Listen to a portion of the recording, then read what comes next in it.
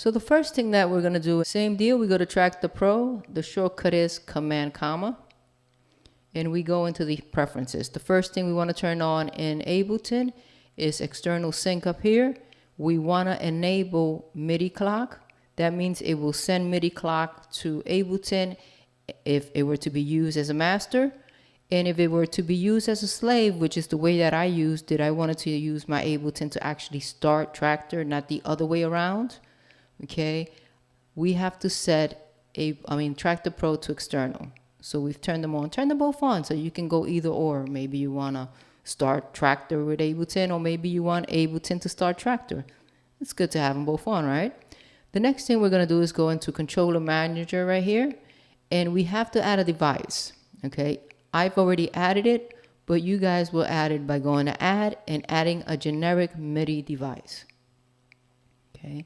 Once you've done that, you've added it, but now it's saying, okay, I have a generic device. How do I send generic MIDI out, right? Well, here on the in and output port, or not just send it out and also receive it, I have my Traktor interface that's hooked up via USB. That's it, USB. It doesn't have to be one that has physical cables like I have here.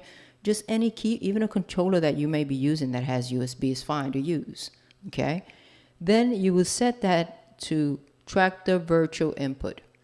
What that means is that it is going to use your USB connection for MIDI through this generic device that you created. Generic device, set the input to Traktor virtual input. So it's saying, hey, I'm ready to receive virtual input of MIDI via a USB cable.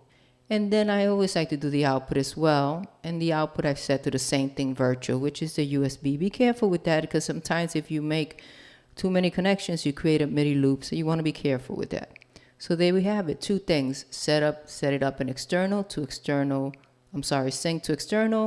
And then the controller manager, create a generic MIDI device and set the input to virtual input, not whatever the name of your interface is alone. It has to be the virtual input, okay? And the output as well. Once you've done that, you can close it. And now we want to go into Ableton, and the same thing, Command comma.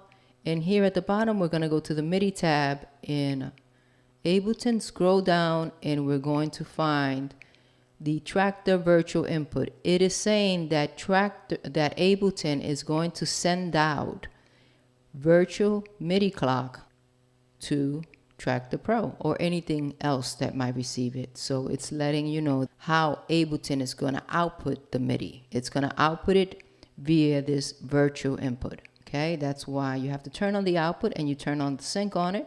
Once you turn that on, okay, now if you reset here, and I'm going to put Traktor so we can see it, I'll hit play on my controller. That way you guys can see it. You guys can see that this will start to catch up. I'm going to stop all the clips actually.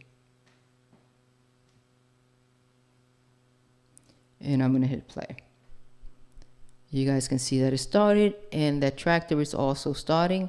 And it does take a little while to catch up. That's why I prefer to use the cables better. I think it's a more stable connection. But some of us don't have that or don't work with that. It's fine.